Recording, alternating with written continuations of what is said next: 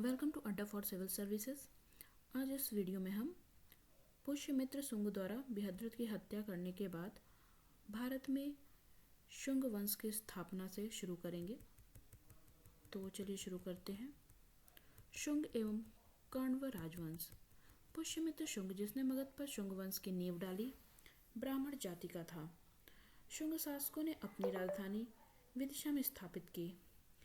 Indo यूनानी शासक Menander को पुष्यमित्र शुंग ने पराजित किया। पुष्यमित्र शुंग ने 2 बार अश्वमेध यज्ञ किया। इसके लिए पतंजलि ने यह अश्वमेध यज्ञ कराए। बरहुत स्तूप का निर्माण पुष्यमित्र शुंग ने करवाया। शुंग वंश का अंतिम शासक देवभूति था। इसकी हत्या 73 ईसा पूर्व में वासुदेव ने कर दी और मगध की गद्दी पर कण्व वंश की स्थापना की। कण्व वंश का अंतिम राजा सुशर्मा हुआ। सातवाहन राजवंश। शिमुक ने 60 ईसा पूर्व में सुशर्मा की हत्या कर दी और सातवाहन वंश की स्थापना की। सातवाहन शासकों ने अपनी राजधानी प्रतिष्ठान गोदावरी नदी के किनारे में स्थापित की। प्रतिष्ठान महाराष्ट्र के औरंगाबाद जिले में है। सातवाहन वंश के प्रमुख शासक थे शिमुक, शातकर्णी, गौतमी पुत्र शातकर्णी, वशिष्ठी पुत्र पुलुमावी तथा यज्ञश्री शातकर्णी। शातकर्णी ने 2 अश्वमेध यज्ञ तथा 1 राजसूय यज्ञ किया। सातवाहन शासकों के समय के प्रसिद्ध साहित्यकार हाल एवं गुणाद्य थे। हाल ने गाथा सप्तशती तथा गुणाद्य ने बृहत कथा नामक पुस्तकों की रचना की। सातवाहन ने चांदी, तांबे, सीसा सातवाहन शासकों ने सर्वप्रथम और सर्वाधिक मात्रा में चलाए थे। पोटीन और कांसे की मुद्राओं का प्रचलन किया। सातवाहन अपना सिक्का ढालने में जिस शीशे का इस्तेमाल करते थे उसे रोम से मंगाया जाता था। ब्राह्मणों को भूमि अनुदान देने की प्रथा का आरंभ सातवाहन शासकों ने ही सर्वप्रथम किया। भूमि अनुदान सर्वप्राचीन पुरालेखीय प्रमाण शताब्दी ईसा पूर्व के सातवाहनों के नाना घाट अभिलेख में मिलता है, जिसमें अश्वमेध यज्ञ में एक गांव देने का उल्लेख है। सातवाहनों की राजकीय भाषा प्राकृत एवं लिपि ब्राह्मी थी। सातवाहनों में हमें मातृतंत्रात्मक ढांचे का आभास मिलता है। उनके राजाओं के नाम उनकी माताओं के नाम पर रखे जाने की प्रथा थी, जैसे गौतमी पुत्र, वशिष्ठी पुत्र आदि। लेकिन सातवाहन राजकुल पितृतंत्रात्मक था, क्योंकि राज सिंहासन का उत्तराधिकारी पुत्र ही होता था। सातवाहन शासकों ने ग्रामीण क्षेत्रों में प्रशासन का काम गौलमिक को सौंपा। गौलमिक एक सैनिक टुकड़ी का प्रधान होता था, जिसमें 9 रथ, 9 हाथी, 25 घोड़े और 45 पैदल सैनिक होते थे। सातवाहनों की महत्वपूर्ण स्थापत्य कृतियां हैं कार्ले का चैत्य, अजंता एवं एलोरा की गुफाओं का निर्माण एवं अमरावती कला का विकास। शातकर्णी एवं अन्य सभी सातवाहन शासक दक्षिणाप्रथ के स्वामी कहे जाते थे। सातवाहन राज्य ने उत्तर और दक्षिण भारत के बीच सेतु का काम किया। ये देखिए, यह है सातवाहन राज्य। सातवाहनों की राजधानी प्रतिष्ठान, जो कि महाराष्ट्र के औरंगाबाद जिले में स्थित है।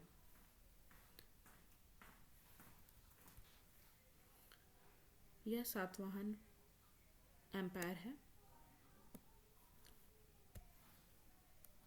इस मैप का स्क्रीनशॉट ले सकते हैं।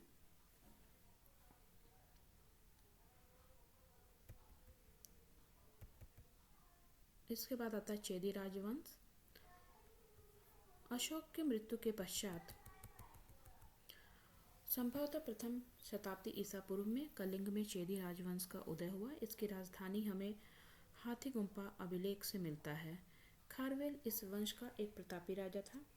खारवेल जैन धर्म का अनुयायी था और उसने जैन मुनियों के लिए उदयगिरी पहाड़ी में गुफा का निर्माण करवाया था। भारत के यवन राज्य। भारत पर आक्रमण करने वाले विदेशी आक्रमणकारियों का क्रम है हिंद यूनानी, शक, पहलव और कुषाण। सेल्यूकस के द्वारा स्थापित पश्चिमी तथा मध्य एशिया के विशाल साम्राज्य को इसके उत्तराधिकारी एंटियोकस प्रथम ने अशुर बनाए रखा। एंटियोकस द्वितीय के शासनकाल में विद्रोह के फलस्वरूप उसके अनेक प्रांत स्वतंत्र हो गए। बैक्ट्रिया के विद्रोह का नेतृत्व डियोडोट्स प्रथम ने किया था। बैक्ट्रिया पर डियोडोट्स प्रथम के साथ इन राजाओं ने क्रमशः शासन किया। डियोडोट्स द्वितीय, यूथिडेमस, डेमेट्रियस, मिनांडर, यूक्रेटाइडस, एंटीऑलकिड्स तथा हर्मिक्स। भारत पर सबसे पहले आक्रमण बैक्ट्रिया के शासक डेमेट्रियस ने किया था। यह कई बार परीक्षा की दृष्टि से महत्वपूर्ण है। भारत पर सबसे पहले आक्रमण बैक्ट्रिया के शासक डेमेट्रियस ने किया। इसने 190 ईसा पूर्व में भारत पर आक्रमण कर अफगानिस्तान, पंजाब एवं सिंध के बहुत बड़े भाग पर अधिकार कर लिया। इसने शाकल को अपनी राजधानी बनाई। इसे ही हिंद यूनानी या बैक्ट्रियाई यूनानी कहा गया। हिंद यूनानी शासकों में सबसे अधिक विख्यात मिनांडर 165 से 145 ईसा पूर्व में हुआ। इसकी राजधानी शाकल, आधुनिक सियालकोट, शिक्षा का प्रमुख केंद्र था। मिनांडर ने नागसेन, नागार्जुन से बौद्ध धर्म की दीक्षा ली। मिनांडर के प्रश्न एवं नागसेन द्वारा दिए गए उत्तर एक पुस्तक के रूप में संग्रहित हैं, जिसका नाम मिलिंद पन्नो अर्थात मिलिंद के प्रश्न या मिलिंद प्रश्न है। हिंद यूनानी भारत के पहले शासक हुए जिनके जारी किए सिक्के के बारे में निश्चित रूप से कहा जा सकता है कि सिक्के किन किन राजाओं के हैं। भारत में सबसे पहले हिंद यूनानियों ने ही सोने के सिक्के जारी किए। हिंद यूनानी शासकों ने भारत के पश्चिमोत्तर सीमा प्रांत में यूनान की प्राचीन कला चलाई, जिसे हेलेनिस्टिक आर्ट कहते हैं। भारत में गांधार कला इसका सर्वोत्तम उदाहरण है। यूनानियों ने पर्दे का प्रचलन आरंभ कर भारतीय नाट्य कला के विकास में योगदान दिया। चूंकि पर्दा यूनानियों का देन था, इसलिए वह यवनिका के नाम से प्रसिद्ध हुआ। यूनानियों के बाद शक आए। शकों की 5 शाखाएं थी। हर शाखा की राजधानी भारत और अफगानिस्तान में अलग अलग भागों में थी। पहली शाखा में अफगानिस्तान, दूसरी शाखा में पंजाब, तीसरी शाखा ने मथुरा, चौथी शाखा ने पश्चिमी भारत एवं पांचवी शाखा ने ऊपरी दक्कन पर प्रभुत्व स्थापित किया। प्रथम शक राजा मोह था। शक मूलतः मध्य एशिया के निवासी थे और चरागाह की खोज में भारत आए। 58 ईसा पूर्व में उज्जैन के एक स्थानीय राजा ने शकों को पराजित करके बाहर खदेड़ दिया और विक्रमादित्य की उपाधि धारण की। शकों पर विजय के उपलक्ष्य में 58 ईसा पूर्व में एक नया संवत विक्रम संवत के नाम से प्रारंभ हुआ। उसी समय से विक्रमादित्य एक लोकप्रिय उपाधि बन गई, जिसकी संख्या भारतीय इतिहास में 14 तक पहुंच गई। गुप्त सम्राट चंद्रगुप्त द्वितीय सबसे अधिक विख्यात विक्रमादित्य था। शकों की अन्य शाखाओं की तुलना में पश्चिम भारत में प्रभुत्व स्थापित करने वाली शाखा में सबसे लंबे अरसे तक शासन किया। गुजरात में चल रहे समुद्री व्यापार से यह शाखा काफी लाभान्वित हुई और भारी संख्या में चांदी के सिक्के जारी किए। शकों का सबसे प्रतापी शासक रुद्रदामन प्रथम था, जिसका शासन 130 से 150 ईस्वी गुजरात के बड़े भाग पर था। इसने काठियावाड़ की अर्धशुष्क सुदर्शन झील मौर्यों द्वारा निर्मित का जीर्णोद्धार किया। रुद्रदामन संस्कृत का बड़ा प्रेमी था। उसने ही सबसे पहले विशुद्ध संस्कृत भाषा में लंबा अभिलेख गिरनार अभिलेख जारी किया। इसके पहले के सभी अभिलेख प्राकृत भाषा में रचित थे। भारत में शक राजा अपने को क्षत्रप कहते थे। पश्चिमोत्तर भारत में शकों के आधिपत्य के बाद पार्थियाई लोगों का आधिपत्य हुआ। सबसे प्रसिद्ध पार्थियाई राजा गोंडो फर्निस था। इसी के शासनकाल में सेंट थॉमस ईसाई धर्म का प्रचार करने के लिए भारत आया। पार्थियाई लोगों का मूल निवास स्थान ईरान में था। पहलों के बाद कुषाण आए जो यूची एवं तोखरी भी कहलाते हैं। यूची नामक कबीला 5 कुलों में बट गया था। उन्हीं में से एक कुल के थे कुषाण। कुषाण वंश के संस्थापक कुजुल कडफिसेस था। इस वंश का सबसे प्रतापी राजा कनिष्क था। इसकी राजधानी पुरुषपुर या पेशावर थी। कुषाणों की द्वितीय राजधानी मथुरा थी। कनिष्क ने 78 ईस्वी गद्दी पर बैठते समय एक संवत चलाया जो शक संवत कहलाता है, जिसे भारत सरकार द्वारा प्रयोग में लाया जाता है। बौद्ध धर्म की चौथी बौद्ध संगीति कनिष्क के शासनकाल में कुंडलवन में प्रसिद्ध बौद्ध विद्वान वसुमित्र की अध्यक्षता में हुई। कनिष्क बौद्ध धर्म के महायान संप्रदाय का अनुयायी था।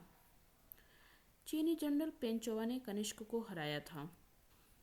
आरंभिक कुषाण शासकों ने भारी संख्या में स्वर्ण मुद्राएं जारी की,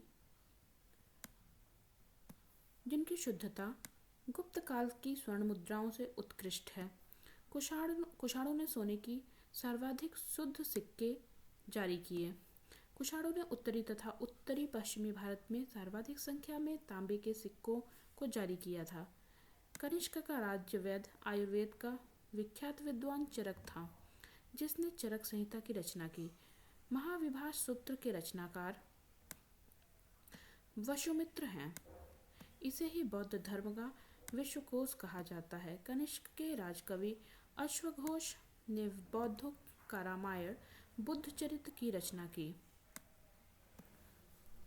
वसुमित्र, पार्श, नागार्जुन, महाचेत और संघरक्ष भी कनिष्क के राज दरबार की विभूति थे। भारत का आइंस्टीन नागार्जुन को कहा जाता है। इनकी पुस्तक माध्यमिक सूत्र, इसमें नागार्जुन ने सापेक्षता का सिद्धांत दिया है। कनिष्क की मृत्यु 102 ईस्वी में हो गई। कुषाण वंश का अंतिम शासक वासुदेव था। कुषाण राजा देवपुत्र कहलाते थे। यह उपाधि कुषाणों ने चीनियों से ली थी। गांधार शैली एवं मथुरा शैली का विकास कनिष्क के शासनकाल में हुआ। मथुरा संग्रहालय में कुषाणकालीन मूर्तियों का संग्रह अधिक मात्रा में है। गांधार कला के लिए तक्षशिला प्रसिद्ध है। रेशम मार्ग पर नियंत्रण रखने वाले शासकों में सबसे प्रसिद्ध कुषाण थे। कुषाण साम्राज्य में मार्गों पर सुरक्षा का प्रबंध था। रेशम मार्ग का आरंभ कनिष्क ने कराया था। रेशम बनाने की तकनीक का आविष्कार सबसे पहले चीन में हुआ था। कुषाण काल में सबसे अधिक विकास वास्तुकला के क्षेत्र में हुआ। इसी काल में बुद्ध की खड़ी प्रतिमा का निर्माण हुआ।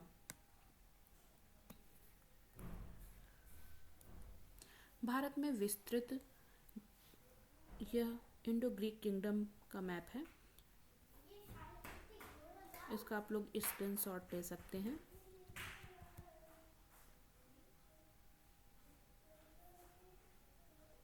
यह देखिए। अगर आपको वीडियो अच्छी लगी हो तो कृपया इसे लाइक करें, सब्सक्राइब करें और शेयर करें। Thank you.